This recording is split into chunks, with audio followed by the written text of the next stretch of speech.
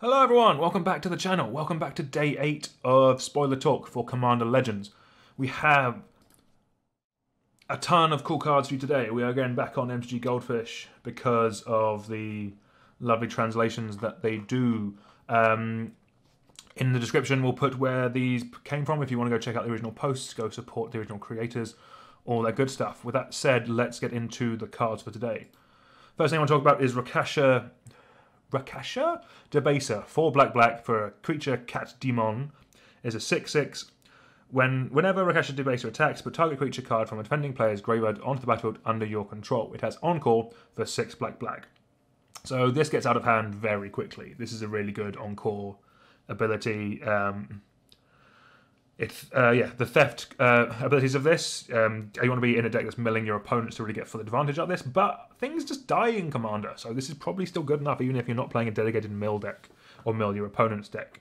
I can see it's been played in a ton of things. It doesn't have evasion, which obviously is a downside, but you play this after a board wipe, like someone board wipes, you play this, or you Encore it back. If this dies from the board wipe, then Encore it. That is a really powerful line with this card. The downside with the card is it is a 6-mana 6/6. It triggers on attack actually. Sorry, it doesn't even need to connect. That is really dumb. The first time it goes through, you're fine with it dying because you've still got the value from it. Then you can just Encore it back later. Yeah, good card. We like this. All right, cracking on to our first partner of the day. Nadir, Agent of Duskanel. 5 and a black for a legendary creature elf warrior. It is a 3/3 with partner. Whenever a token you control leaves the battlefield, put a +1 counter on Nadir. When Nadir leaves the battlefield, create a number of +1 green elf warrior creature tokens equal to its power. So I like the fact it synergizes with itself. That's pretty good. Is this a flicker target? The elf deck in this set seems to be very much green-black, and there's some more ones spoiled, which we'll get to in a minute. So in that respect, maybe not. But you could see this being built in a Flicker-style deck. That could be quite fun. Maybe Aristocrats with Ravos, something like that, if you're not just going for this pure elf tribal build. Ravos Soul Tender, I think his name is. He could be quite good with this one, because you can replay stuff from the graveyard with him once a turn, and he'll buff the tokens. This wants to be like a token and everything. And also with that, Aristocrats, so with Ravos it's like an Aristocrat shell, I'd assume.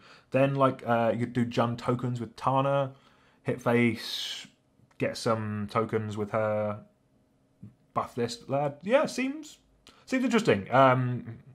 Seems fun. We'll see what they do with it when you actually play with it. So another elf here, Nadir's Nightblade, 2 and a black for a creature elf warrior. It is a 1/3. Whenever a token you control leaves the battlefield, each opponent loses 1 life and you gain 1 life. So this is like the Zulaport Cutthroat effect for the set. The fact it only triggers off of tokens you control. The non-token clause in this is a bit weird. I'm assuming when they tested that was too good for the set. But that still means I reckon this is still going to be very, very good in the set. If you're playing elves, you're going to be making tokens from the looks of it. We saw that with the last come up with Nadir. It makes tokens. This 2-card combo, wonderful. Outside of the set, something in like a Meren token style deck that does have some play. A Meren deck does incidentally run like the Scions that sack themselves, so that will trigger off this, which is good. Like Korvold can normally make a load of tokens, something like that, so that will go in that. Most of the token decks can be black, but you'll know if you want this out in the wild. If you do play it, it seems good. But yeah, I think in Limited, this is actually going to be a really good card. Obviously, you want to have a lot of token makers in it, but the fact that this card exists will lead me to believe that it'll be good. Okay, this is Green's Big Dumb Mythic, Reshape the Earth. 6 green for a sorcery. Search your library for up to 10 land cards, put them onto the battlefield tapped, then shuffle your library. So Green has effects like this already. A lot of them require you to sack lands, so the fact that this doesn't do that is really good. Also, they don't have to be basic, which is normally a thing that happens with some of those big style effects. It is 9 mana, obviously. You play this at the top end of your ramp deck, but you can get any 10 lands. So That includes the mazes. So, sorry, the gate lands. So, this is a win condition for Mazes End. There you go. We did it. We broke it. But yeah, seriously. Any kind of lands deck, anything with landfall, obviously, this card's going to be insane. There's a few combos involving lands. Off the top of my head, just go get Valakut and some mountains. That'll do. But yeah, dumb card. If you play a landfall deck, stick this in. Hopefully it won't be too pricey. All right. Next we have another one of our partner... this is not a partner. So we're going to see some uncommon and rare commanders today in two color combinations. So this is one of them. This is Imoti, Celebrant of Bounty. 3 green-blue for a legendary creature, Naga Druid. Is a 3/1. It itself has Cascade, which is nice. And then spells you cast with converted mana cost 6 or greater have Cascade. So this obviously goes in the Cascade deck, which is Temur, if it's nicely in those colours. But this is just a decent ramp general in general. Ooh, nice. I like what I did there. It's a nice ramp commander in general. So Simic can ramp and draw all day long. It seems like a perfectly fine payoff. This could go in a deck really easily. Like, if you're playing a load of big dumb creatures, like in like Crewfix or something like that, or even in like a Hydra deck where you're playing a lot of X spells, play some big X spells, cascade into the next thing. Maybe that won't be as good actually because you don't get because you don't cascade into the next X spell, or X will be 0. So maybe not that exact thing, but if you're playing a ramp deck with big dumb spells in these two colors, this card seems like quite a good value engine, kind of in the similar vein as like Momir Vig or something like that. But yeah, seems cool. I like the fact. So quick comment on the fact that we're seeing some uncommon ones and rare ones in the two colors. I like that fact that it means that it's looking like it's likely you're going to find a partner in a color combination that you're drafting. Because one of the worries with the set was that if you open like if your first like 2 packs, for example, you're just getting hooked up with all the green and blue cards, but you haven't found a good commander yet. The fact that this is the uncommon one is fine. If they're all this kind of power level where yes, this is not as broken as like some of the mythic ones we've seen in the set, obviously, but this is still going to be decent enough in a game of limited. So I like the fact they're doing that. Looking forward to see the rest of them that they have. Ooh, look at this little peachy. Felthis Shadowcat Familiar is 2 and a black for a legendary creature, Nightmare Cat. Commanders you control have Menace and Death Touch. It has Partner and is also a 2/2.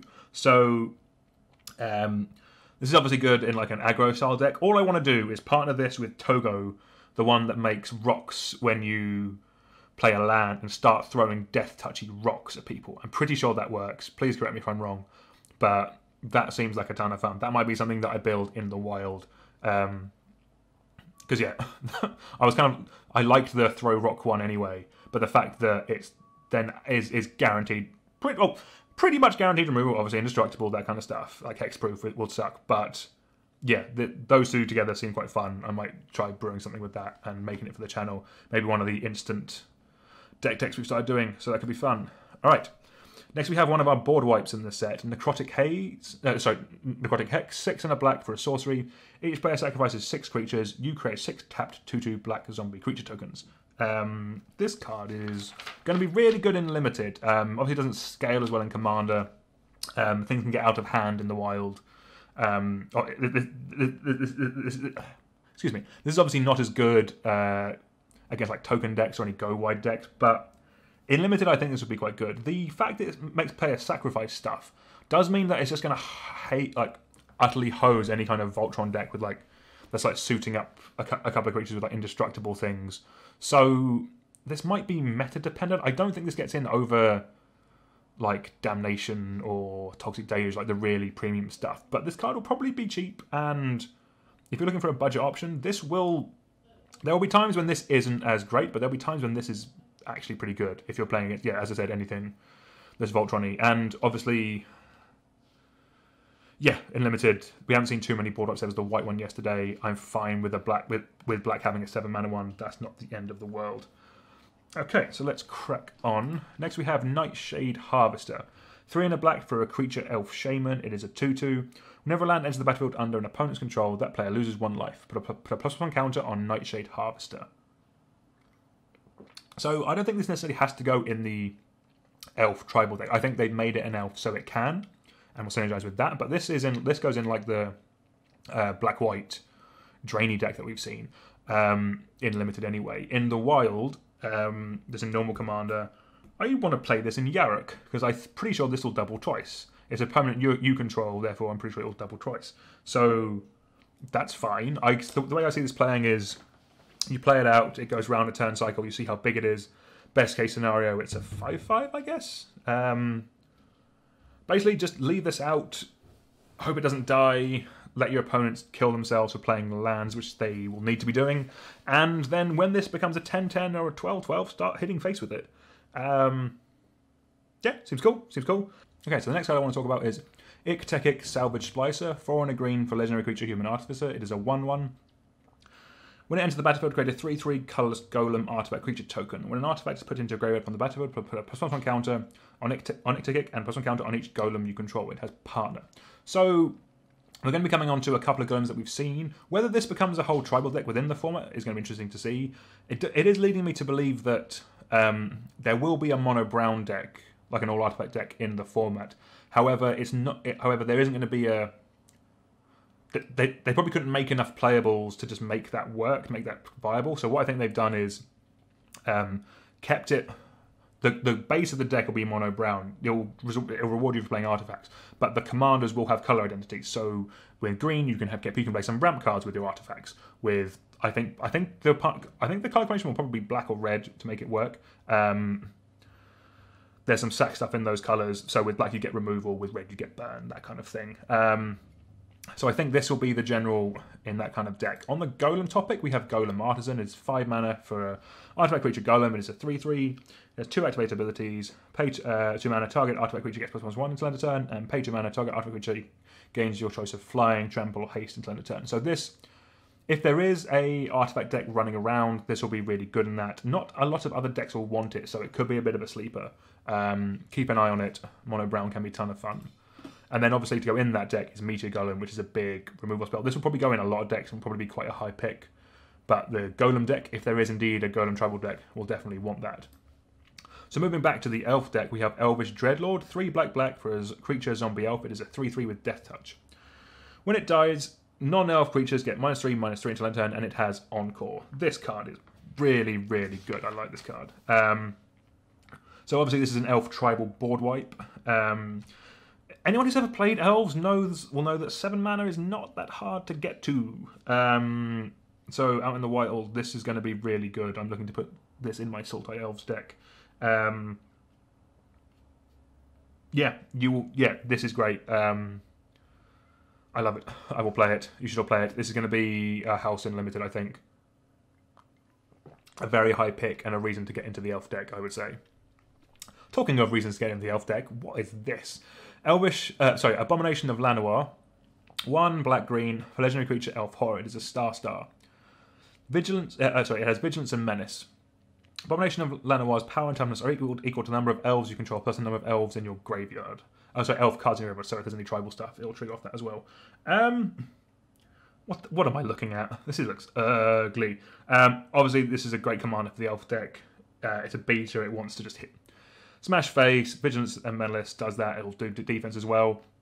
I'm wondering if the reason it has so many heads is as a reference to Headless One, like the card which is a star, which was like a green card, I think like Onslaught block that has power and toughness equal to the number of elves you control. The black has made it swap completely, so it's this hideous thing. But I like this card. I think it's fun. In limited, I'd like to play it. Ooh, okay. So we have our Esper 3-color card. It's Neverinial Urborg of Tyrant, 3 white, blue, black. For legendary creature Zombie Wizard. It's a 3/6. Hexproof from artifacts, creatures, and enchantments. When Neverinial Urborg Tyrant enters the battlefield, create a tapped 2/2 black zombie creature token for each creature that died this turn. And when he dies, you may pay 1. When you do, destroy all artifacts, creatures, and enchantments. So a couple of things to go with this card. Firstly, this seems needlessly spiteful in every way. It benefits you from playing board wipes. So you board wipe, you board wipe, then you play this, then you make all the zombies, then when he dies, you board wipe again. We have seen Esper supporting zombies recently, so maybe this actually becomes the commander or it goes in that deck. But if you're building this as the general, Play a lot of board wipes, play a lot of planeswalkers, play some Monarch cards. You will grind people out. You just have a board wipe on a stick.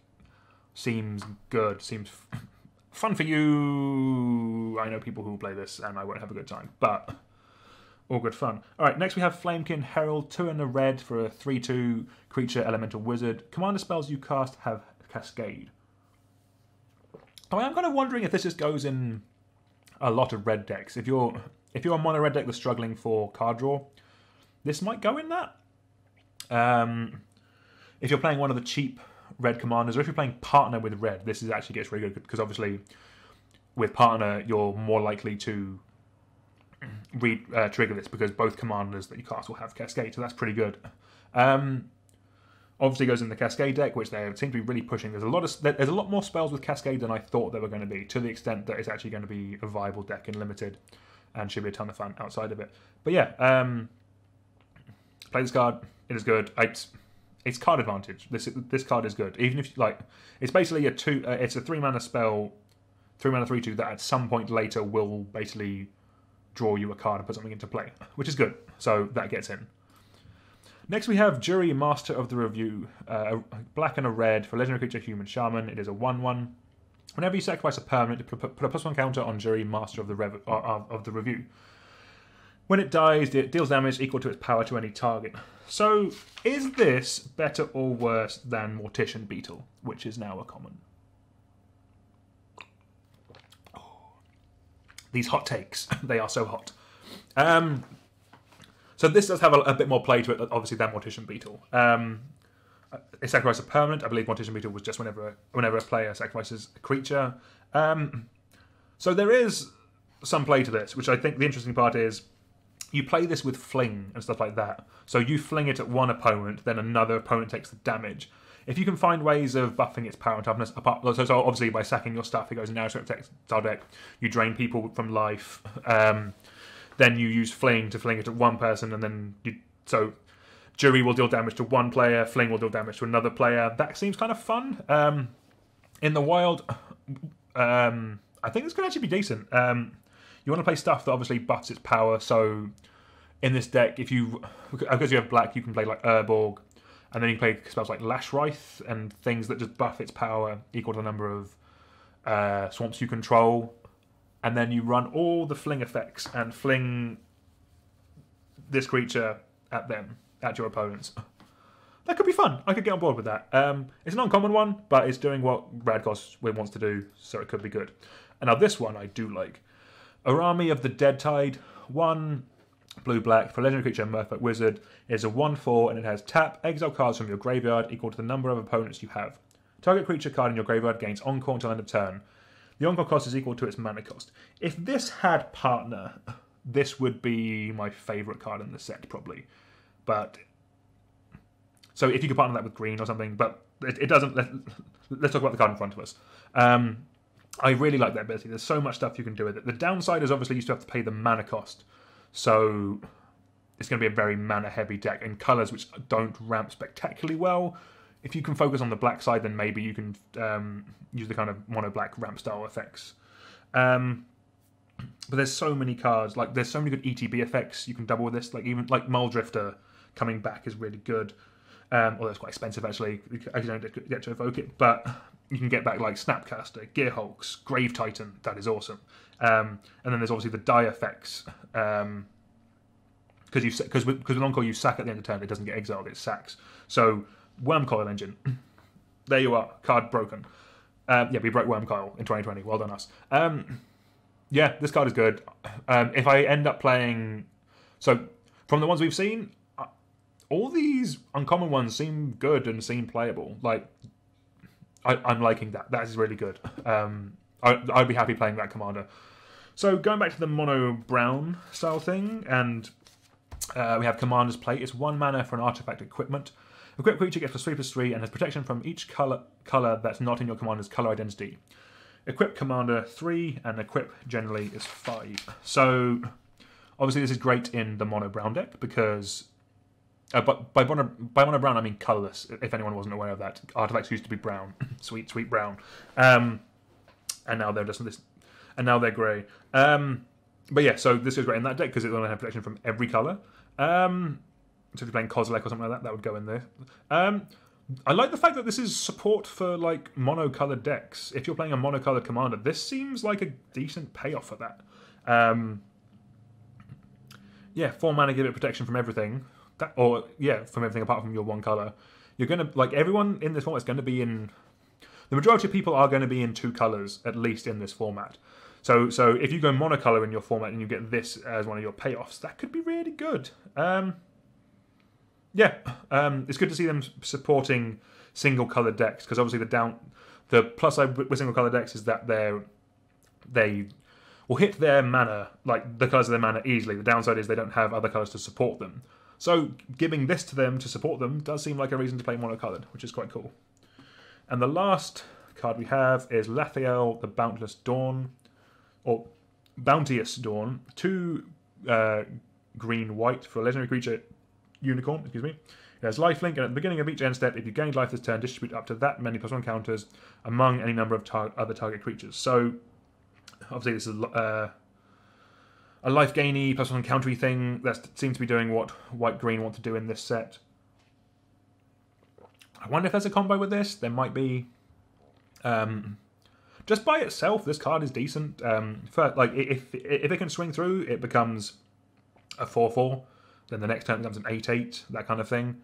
That seems good. As a baseline. Then obviously there's shenanigans we've seen with +1 counters in this set, which could make this card really, really fun. I think I want to see a bit more before I'm fully on board with it, but I'm sure out in the wild there was recently a unicorn in Jumpstart, so there you go, players. Another unicorn for your deck. That also cares about lifelink, or that cares about life gain, so that's all pretty good. Okay, thank you everyone, that's all we have for today. Thank you again for your continual support, all the love in the world.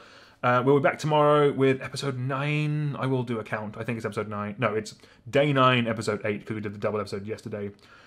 Keep an eye out for deck techs on the channel, all coming soon. We have some out, which have been a ton of fun. Thank you very much for watching, everyone. Like, share, subscribe, and I'll see you all tomorrow. Goodbye.